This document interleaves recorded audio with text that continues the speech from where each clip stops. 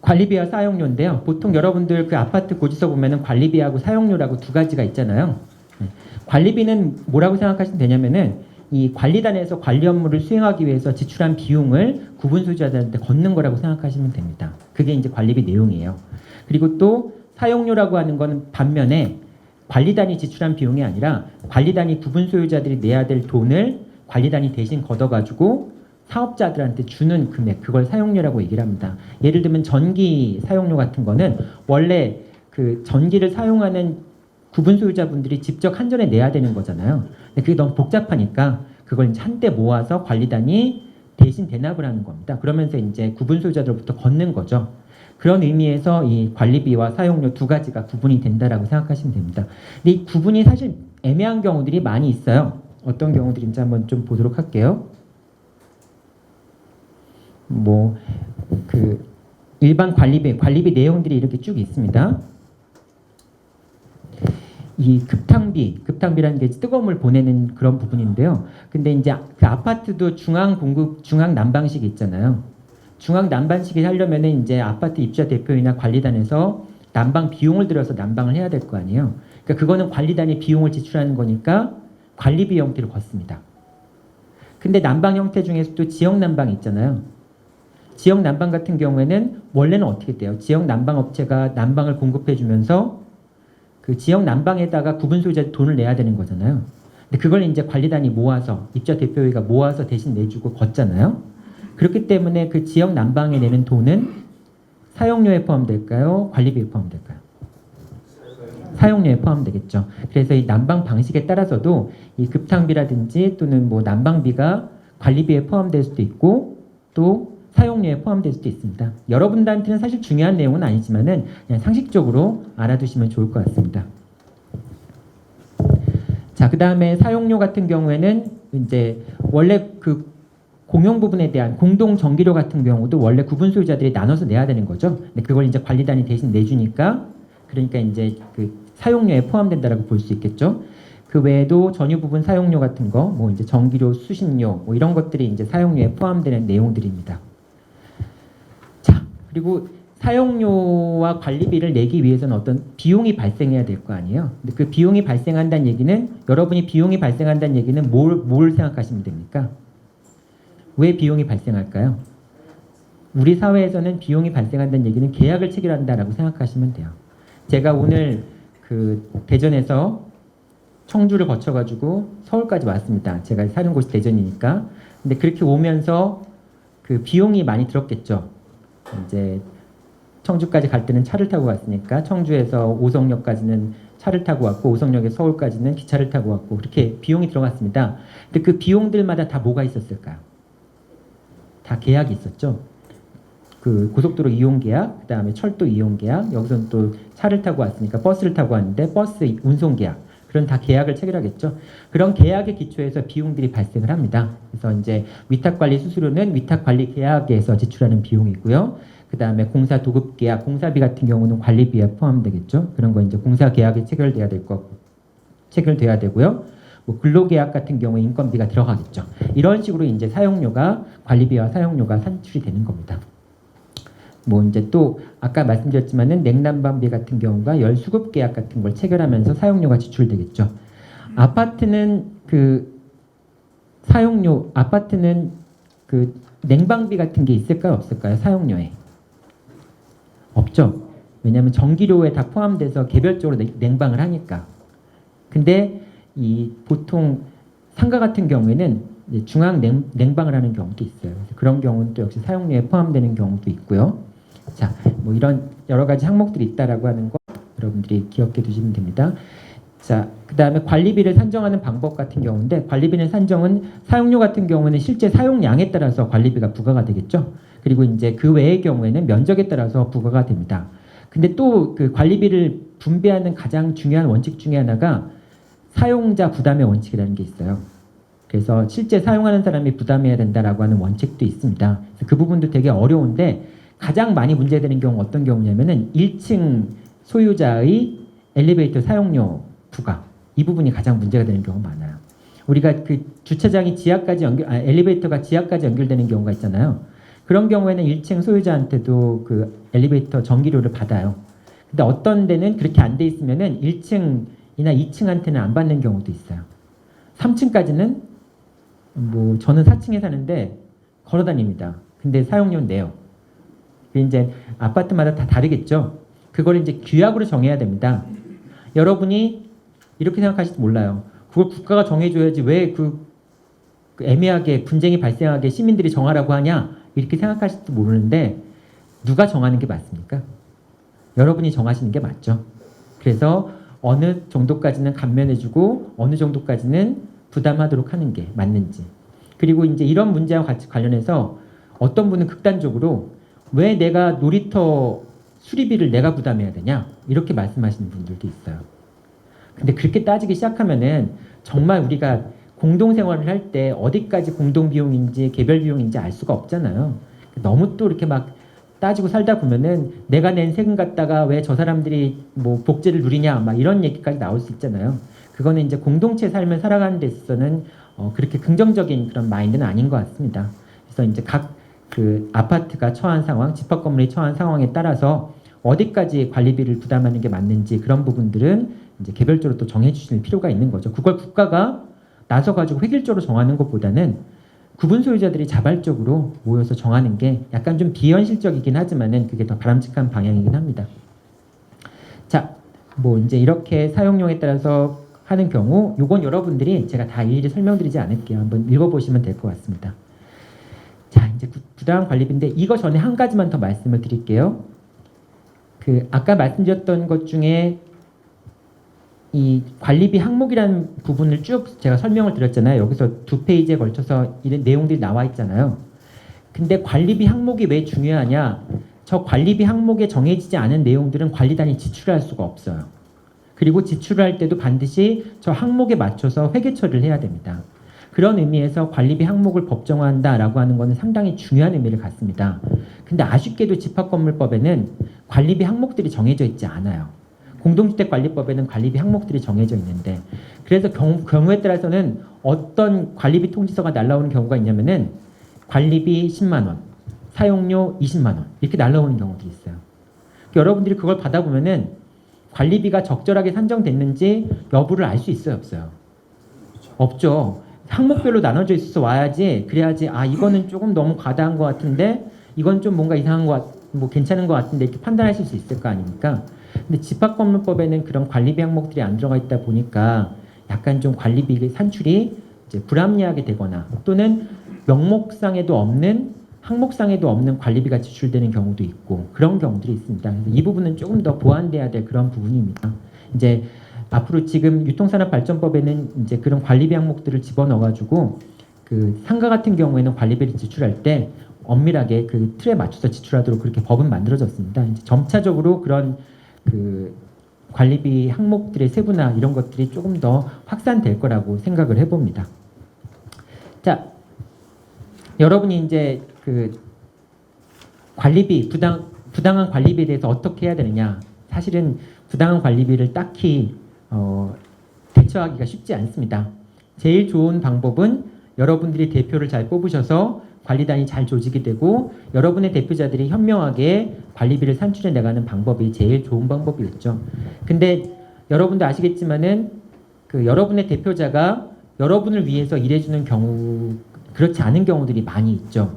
그리고 또 경우에 따라서는 이 집합 건물의 주인이 여러분이 아니라 누가 되는 경우도 있습니까? 위탁 관리업체가 주인이 되는 경우도 있어요.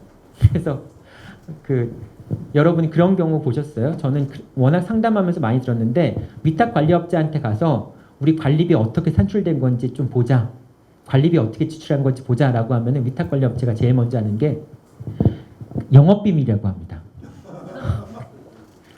예를 들면 그거예요. 제가 저희 딸내미한테 10,000원을 주면서 야 너 가서 슈퍼 가서 이거 좀 사와 그랬는데, 이제 뭐 그리고 너 먹고 싶은 거 먹어 이렇게 했는데 딸내미가 가서 뭘 사서 뭘 했대, 다 썼대요.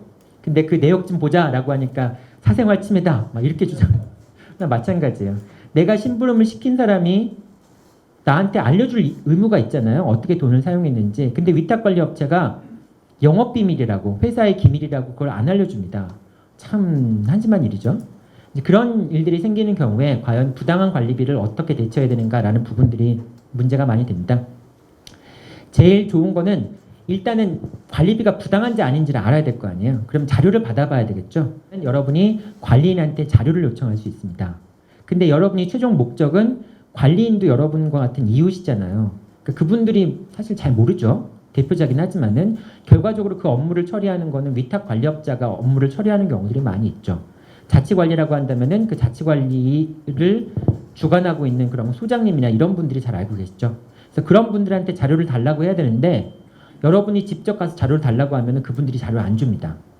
그럼 결국은 누구를 압박을 할 수밖에 없어요.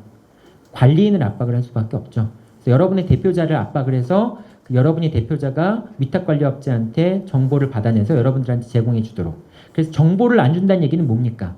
숨긴다는 얘기는 뭔가 부당한 일을 하고 있다라고 하는 걸로 볼 수 있겠죠. 그래서 제일 첫 번째 견제하는 방법은 자료 제출을 요구하는 겁니다.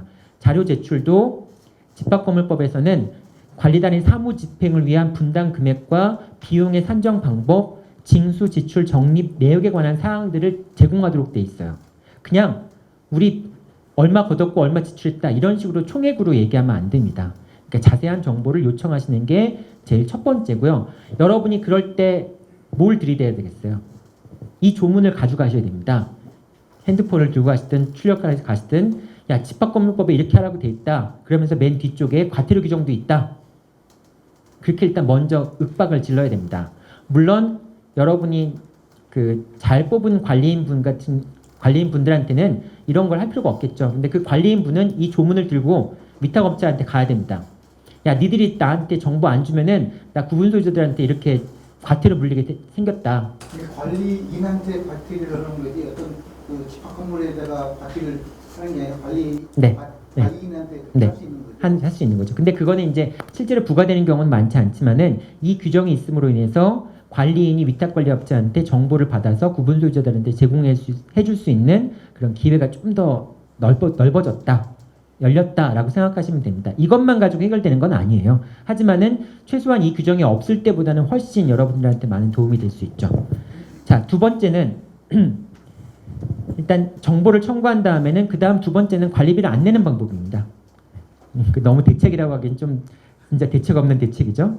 관리비를 안 내시면 되는데 근데 무턱대고 안 내시면은 여러분이 소송에서 결코 유리할 게 없어요. 따라서 여러분이 생각하시는 합리적인 수준의 관리비를 공탁을 해버리는 겁니다.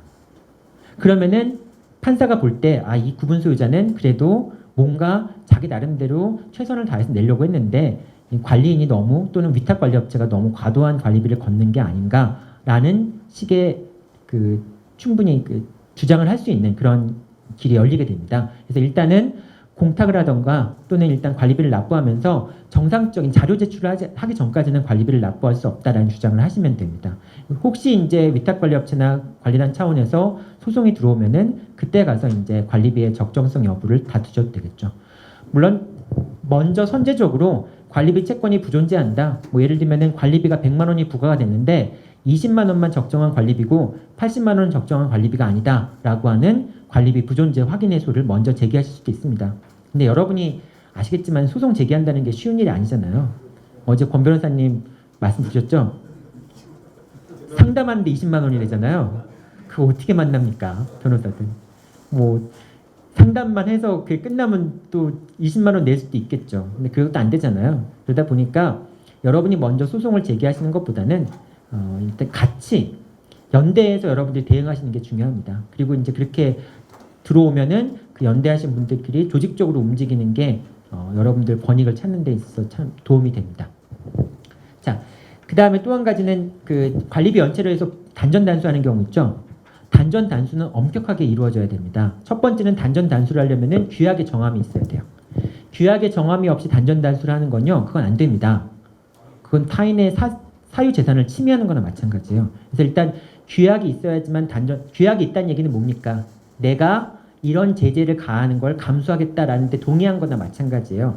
4분의 3의 인원이 동의했으니까 나도 동의한 거나 마찬가지로 봐주는 겁니다. 그래서 일단 규약의 정함이 있어야 돼요. 그리고 두 번째는 규약의 정함이 있더라도 그 단전 단수가 너무 지나친 규제 수단이 되면은 그것도 역시 위법하게 판단이 됩니다. 예를 들면은 정육점을 하는 사람이 있어요. 정육점은 냉동시설이 필수적일 거 아닙니까? 근데 정육점 하는 사람이 관리비를 안 냈다고 전기를 끊어버려요. 그럼 어떻게 되겠습니까? 그 안에 있는 고기들 다 녹겠죠. 상하겠죠. 그거는 관리비 걷겠다고 그 사람의 그 재산권을 막 침해하는 거잖아요. 그런 건 안 됩니다. 너무 과도하게 형평에 맞지 않게 단전단수를 하는 건 안 되고요. 필요 최소한의 범위 내에서 그 정도 수단이면은 큰 피해를 가하지 않으면서 압박을 할 수 있겠다라는 정도의 단전 단수만 허용이 됩니다. 여러분 혹시 이제 아파트의 경우는 그런 경우가 없지만은 상가의 경우에는 단전 단수 때문에 분쟁이 일어나는 경우들 꽤 많아요. 근데 그 관리비를 안 내시는 분들도 문제 있는 분들도 많습니다. 근데 관리비를 안 낸다고 어마무지하게 막 그냥 단전 단수하는 경우들도 있어요. 그래서 그런 때 단전 단수는 이런 절차를 거쳐서만 해야 된다라고 여러분들 꼭 기억하시기 바랍니다. 자, 관리비 예치금. 관리비 예치금이라고 하는 거는 관리비라고 하는 거는 일단 비용이 발생한 다음에 구분소유자들한테 청구를 하는 게 관리비입니다. 근데 비용을 지출하려면 돈이 있어야 지출할 거 아니에요. 그 돈 재원을 마련하는 차원에서 그 관리비를 먼저 내는 거, 그걸 이제 선수 관리비라고도 얘기하죠. 관리비 예치금이라고도 얘기합니다. 이 관리비 예치금은 나중에 이제 모여 있으면은 혹시 관리비에 과부족이 생겼을 때, 부족함이 있었을 때 그 관리비 예치금을 사용하는 경우도 있어요. 아직 연구는 제대로 돼 있지 않은데 이 관리비 예치금은 공동주택의 분야에서는 뭐 상당히 이제 정형화돼 있고요. 그 외의 집합 건물의 경우에도 관리비 예치금을 많이 걷습니다. 관리비 예치금은 누구한테만 거둘 수 있느냐? 구분 소유자한테만 거둘 수 있습니다. 그리고 나중에 구분 소유자가 나가면은 구분 소유자한테 돌려줘야 돼요. 새로 들어오는 분한테 관리비 예치금을 받습니다. 그리고 나중에 이제 집합 건물이 재건축을 한다거나 그러면은 그 관리비 예치금은 구분 소유자들한테 돌려줘야 돼요. 그리고 그 관리비 예치금 같은 경우에 이제 관리비 안 내고 나가시는 분들 있잖아요. 그런 경우에는 관리비 예치금과 관리비를 상계하는 경우도 있습니다. 이제 뭐 예를 들면 관리비 예치금이 20만 원이다. 근데 이분이 관리비를 안 낸 게 10만 원이에요. 그럼 상계해 버리는 경우도 있는데 그러려면은 반드시 규약의 정함이 있어야 돼요. 돌려줘야 되는 돈이기 때문에 일방적으로 할 수는 없고요. 규약의 정함이 있는 경우에는 예치금에서 공제하고 연체된 관리비를 공제하고 돌려줄 수 있다라는 정도만 여러분들한테 설명을 드리겠습니다. 자, 그 다음에 장기수선 충당금인데요. 이 장기수선 충당금은 이제 그 건물의 장수명화를 위해서 건물이 이제 노후화되는 걸 막기 위해서 일정 부분 돈을 모아놓는 겁니다. 그래서 이제 그 공동주택관리법상의 개념이긴 한데요. 장기수선 충당금을 걷기 위해서는 반드시 장기수선 계획이 세워져야 돼요. 예를 들면 1년차에 얼마를 적립해서 얼마를 지출하고 2년차, 3년차라고 하는 장기수선 계획을 세워야 됩니다. 근데 이 장기수선 계획을 세우는 게 쉽지가 않습니다. 건축하는 분들도 장기수선 계획을 세워야 돼. 공동주택법에서는 그 건축하시는 분들이 장기수선 계획을 세워야 되는데 그 장기수선 계획을 제대로 안 세워서 이 소장님들이 고생하시는 경우들이 많아요. 어쨌든 장기수선 계획이 세워져야 되고 그것에 따라서 그 장기수선 충당금을 적립을 해야 되고요. 장기수선 계획에 따라서 지출해야 됩니다. 이 장기수선 계획이 그 아파트나 집합 건물에 모여 있는 돈이라고 해서 이걸 공돈으로 생각하고 막 쓰는 경우들이 있습니다. 나중에 그 문제됩니다. 형사 책임도 문제될 수 있으니까 반드시 장기수선 충당금은 절차에 따라서 집행을 해야 되고요. 만약에 써야 될 경우가 있다 할지라도 관리위원회나 관리단 집회의 결의를 거쳐가지고 장기수선 충당금을 사용을 하셔야 됩니다. 제일 좋은 건 규약에 정해놓는 게 제일 좋겠죠. 자, 그 집합건물법에서는 장기수선 충당금이라는 말을 쓰지 않고요. 그 집합건물법 표준규약에서는 수선 적립금이라는 말을 씁니다. 원래 충당이라는 말을 잘 안 쓰거든요. 그러니까 약간 뭐 이제 일본식 그런 표현들의 느낌이 나기 때문에 충당이라는 말 대신에 수선 적립금이라는 표현을 쓰는데 이 수선 적립금과 장기수선 충당금은 같은 개념입니다. 자, 장기수선 충당금은 임차인으로부터 거두면 될까 안 될까요? 안 됩니다. 근데 실제로 상가나 대규모 점포 같은 경우는 임차인으로부터 걷는 경우들이 많이 있어요. 그리고 거둔 다음에 장기수선 충당금을 써버려요. 그리고 이 사람들은 가버립니다. 그게 나중에 밝혀지면 어떻게 될까요? 임차인들이 장기소유 충당금 돌려달라고 막 소송하고 그러겠죠. 근데 그렇게 넘어가는 경우들이 많아요. 원래 장기소유 충당금은 임차인이 거두면 안 되고요. 아파트 같은 경우는 어떻게 합니까? 거둔 다음에 나중에 소유자들이 이사 나갈 때 돌려주죠. 이제 그렇게는 할 수 있어요. 그러니까 대납을 한 다음에 나중에 이사할 때 돌려줄 수는 있지만은 원칙적으로 임차인한테 부담시키면 안 됩니다. 소유자들만이 부담해야 되는 거고요. 따라서 장기소유 충당금에 대한 결정 사항은 누구만이 결정할 수 있을까요? 어제 여러분들 그 임차인이 결의에 참여할 수 있는 건 두 가지라고 말씀하셨죠. 관리인 선출하는 것과 또 공용부분 관리에 관한 사항. 한 가지 더 붙이자면은 관리위원 선출하는 것도 임차인이 참여할 수 있습니다. 왜냐하면 그 관리위원 선출하는 거는 관리인 선출하는 절차를 준용하기 때문에 관리위원 선출도 임차인이 참여할 수 있어요. 근데 이렇게 소유권에 관련된 사항들은 임차인이 참여할 수 없다라고 하는 점도 기억해 두시고요. 그다음 장기소유 충당금도 이렇게 모여 있으면 나중에 재건축할 때 이 관리단의 재산이기 때문에 그러니까 재건축 비용에 충당을 하거나 구분 소유자들한테 나눠줘야 되는 그런 비용이 됩니다. 자, 뭐 이렇게만 간단하게 설명을 드릴게요.